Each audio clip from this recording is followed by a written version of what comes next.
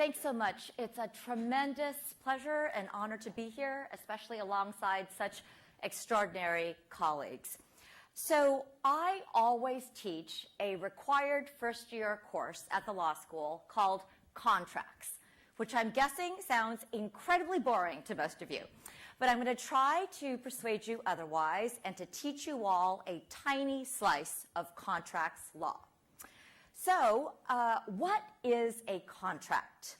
Well, simplifying a little bit, it's a legal agreement between two or more parties. And contracts are a part of daily life. So I'm guessing that most of you have signed leases. That's a kind of contract in which you promise to pay rent, and in exchange, your landlord promises to provide you with a place to stay. Your tuition agreement with Yale is a contract in which you promise to pay tuition, and we, Yale University, promise to, I'm not sure exactly what we promise, but it's really good. Celebrity contracts are fascinating. Beyonce and Jay-Z have a prenuptial agreement. That's a kind of contract in which Jay-Z promised to pay Beyonce $10 million for the first 2 years of marriage, which is incredibly romantic.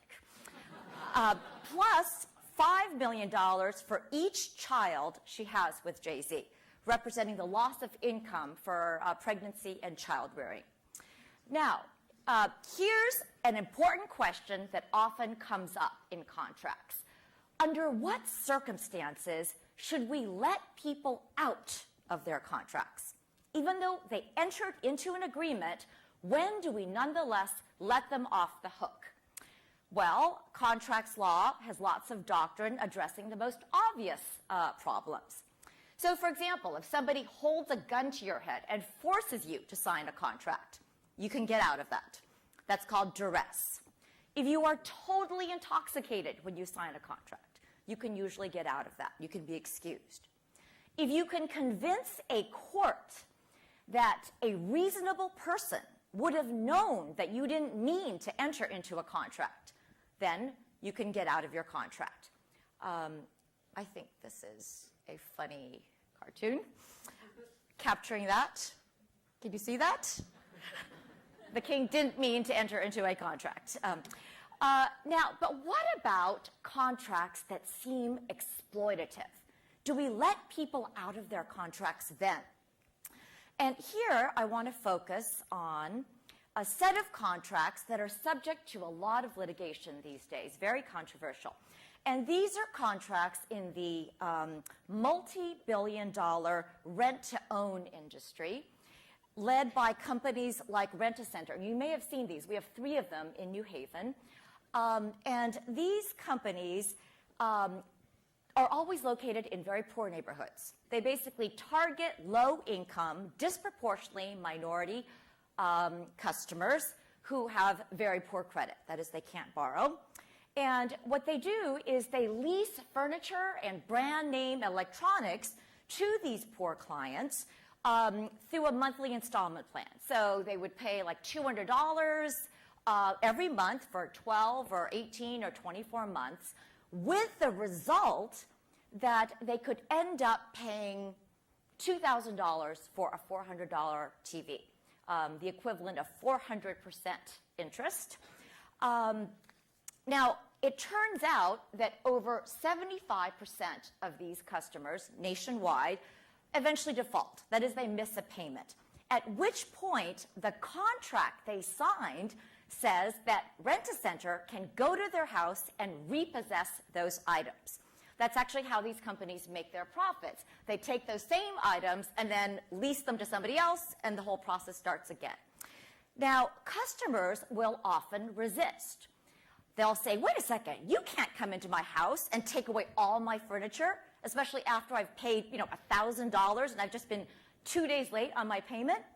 At which point, Rent-A-Center will point to the contract they signed and say, yes, we do have this right, and they will take that customer to court and sue them, or sometimes have them arrested for theft. So I always ask my contract students, how do we think about these cases? How do we analyze these contracts? And the answer depends on your view of what you think the purpose of contracts law is, your normative framework. And here are 3 of the most influential theories of contracts law. So the first is an autonomy-based view, very close to libertarianism, which basically says that every contract is a promise, and it's morally wrong to break your promises. So applied to Rent-A-Center, as long as the customer understood what she was agreeing to, then it doesn't matter how poor she is or how exorbitant the price is, the law must hold her to her promise, and it would be disrespecting her as a human being capable of making her own choices not to do so.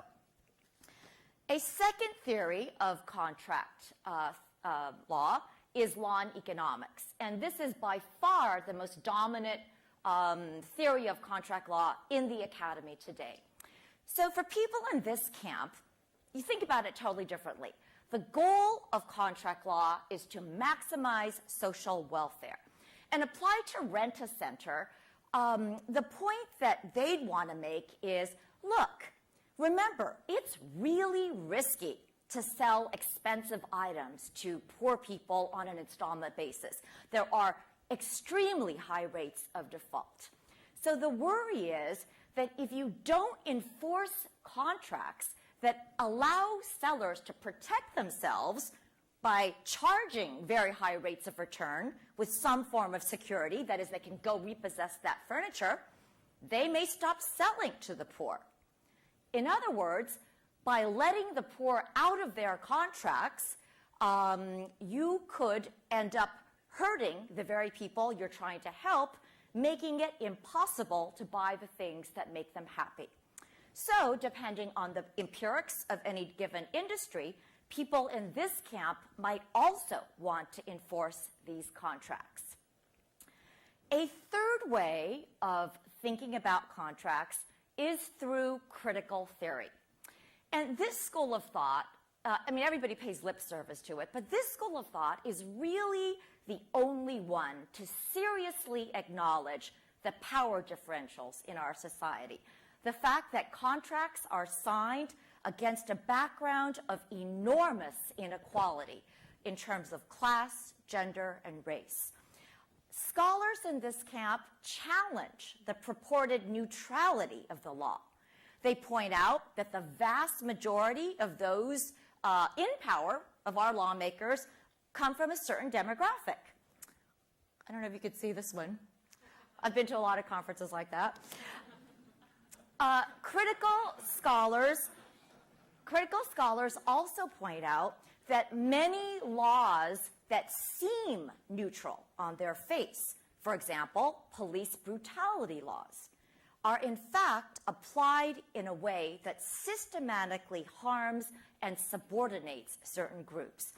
Now, it's my own view that all of these schools of thought have something important to offer. And I always tell my students, you can't just come to law school and say, hey, I just want to learn the law. I just want to enforce the law, and think that you are morally off the hook.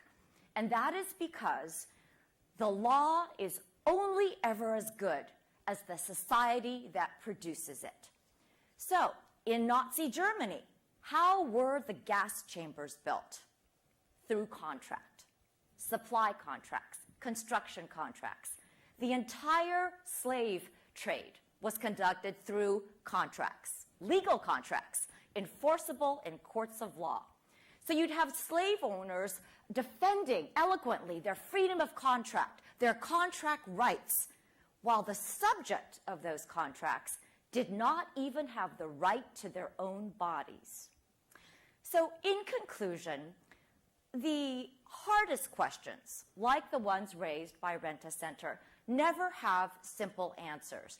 And I believe that the law would be much more effective and more just if people across these different schools of thought could cross-pollinate.